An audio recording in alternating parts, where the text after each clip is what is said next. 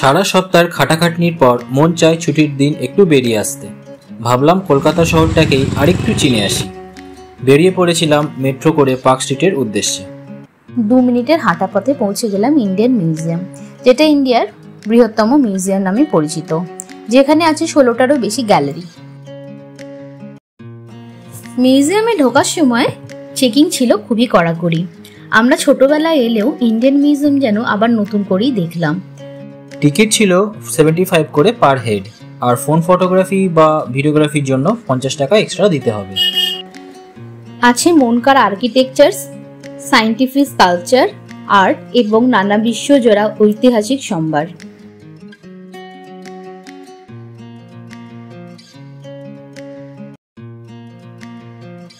আমরা এবার মিউজিয়ামের ভেতরেই ক্যাফেটেরিয়া থেকে একটু কফি খেয়ে নিলাম।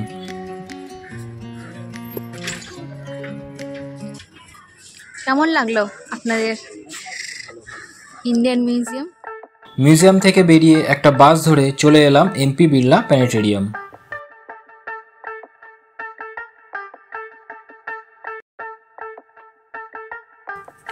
টিকিট পড়েছিল 120 টাকা পার হেড। ডোম শেপ স্ক্রিনে প্রজেকশনের দ্বারা সোলার সিস্টেমের নানা তথ্য জানলাম।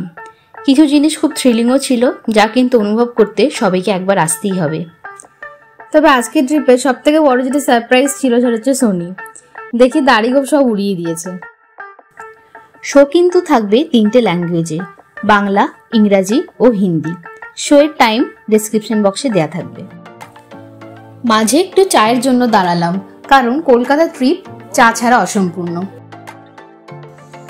এখান দিয়ে বেরিয়ে হাঁটা পথেই পৌঁছে গেলাম ভিক্টোরিয়া মেমোরিয়াল।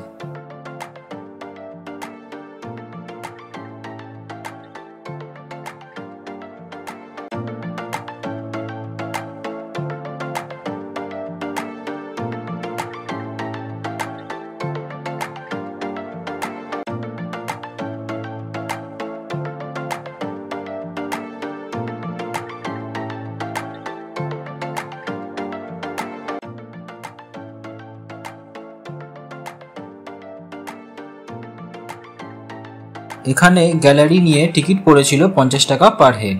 রোদ ছিল তীব্র, তাই আমরা গার্ডেনে বেশি না ঘুরে সোজাসুজি চলে গিয়েছিলাম গ্যালারিতে। সেখানেও ছিল কড়াকড়ি চেকিংয়ের ব্যবস্থা। ভেতরের আর্কিটেকচার দেখে তো আমরা সবাই মুগ্ধ হয়ে গেছিলাম। অনেক নতুন নতুন তথ্য জেনেছিলাম সেই সময়কার। চিনেছিলাম নতুন করে অনেক মহান মহারথীদের এবং তাদের স্বাধীনতা যুদ্ধের অবদান।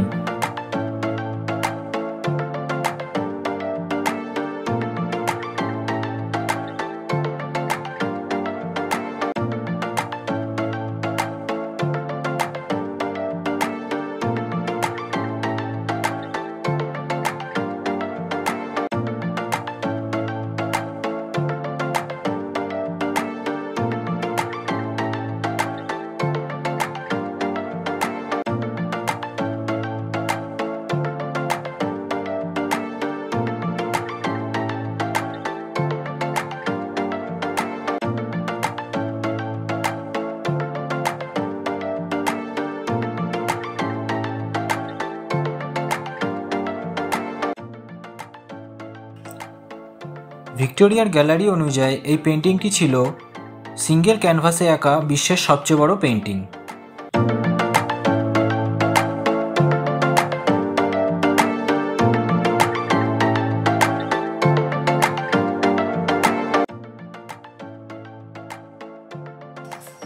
ভিক্টোরিয়া ঘুরে একটু গার্ডেনে সময় কাটিয়ে পেট পুজোর উদ্দেশ্যে ঢুকে পড়লাম হলদিরামে।